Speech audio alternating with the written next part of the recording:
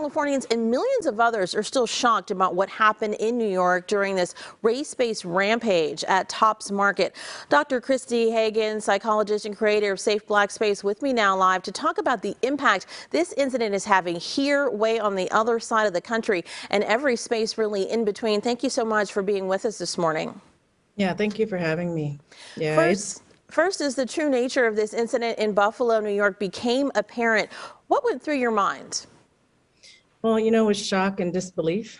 We were actually conducting a Safe Black Space, a community healing circle, when I first heard about it, but didn't have the full kind of context of it. So it was shock, it was disbelief at the sheer tragedy of it and the blatantness of the racism.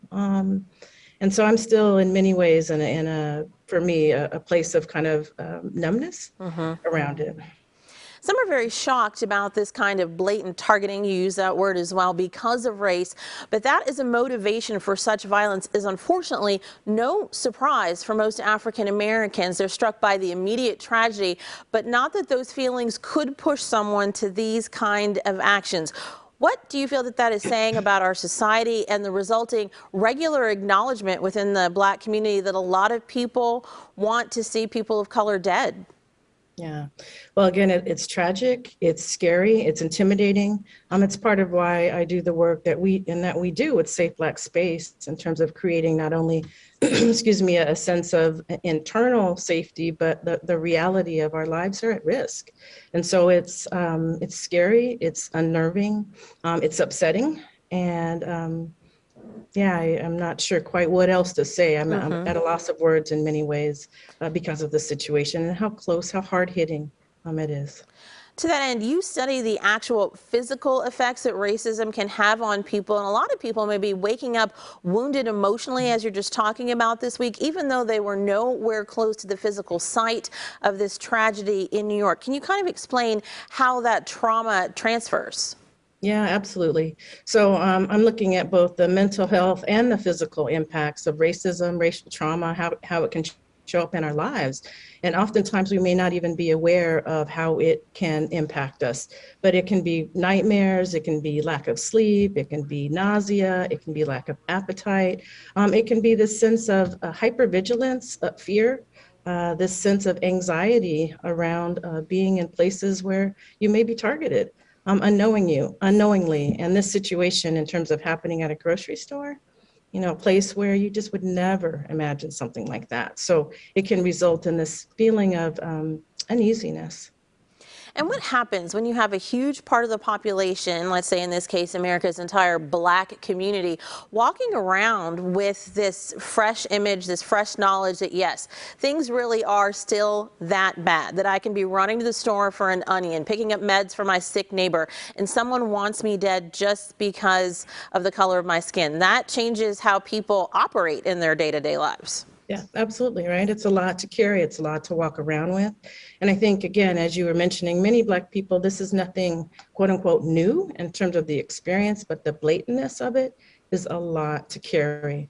I had referred to previously in experiences where we've had major tragedies and killings of Black Americans and Black men, particularly by police violence, where you can have what's called a post-traumatic slave kind of reaction, PTSD, racial trauma, racial fatigue kind of reaction to that. And I think that many people today, over the last few days and upcoming weeks, will be living through that and then needing in some ways, sometimes being asked to explain how we're feeling or why we may be reacting in a certain way. And we may not even have words for it ourselves. You've been mentioning Safe Black Space, the healing circles that you run to help people in our community talk about many of the things that they confront in life when it comes to race and what happens when you're targeted or disregarded because of it. You mentioned that you were actually holding an afternoon of circles when you found out about this incident. Have you scheduled any extra ones? Are people calling for that? Yeah, I think we're in conversation about potentially offering some additional spaces. We're doing some work with Elk Grove Unified School District, actually, and had a circle scheduled this Thursday specifically for Black community members that are part of Elk Grove Unified School District. But I imagine with this tragedy and the number of folks that are having reactions that we may include another healing session virtually to support folks who may be needing a place to talk and vent and scream and love on each other. You've been a great friend over the years to this hour of Fox 40 News, and we have linked your information before frequently to our website about how someone plugs into the kind of help that you offer, but please tell them where to go right now. Yeah, absolutely. I want to make sure people do know where to go. So go to our website. It's www.safeblackspace.org, or if you just Google Safe Black Space, you can find our website. And one thing in particular I want to point people to is our Mind, Body, Spirit resource list. So if you go to a tab on our website that's called Resources, you can actually access a number of resources that are specifically provided by and for people of African ancestry.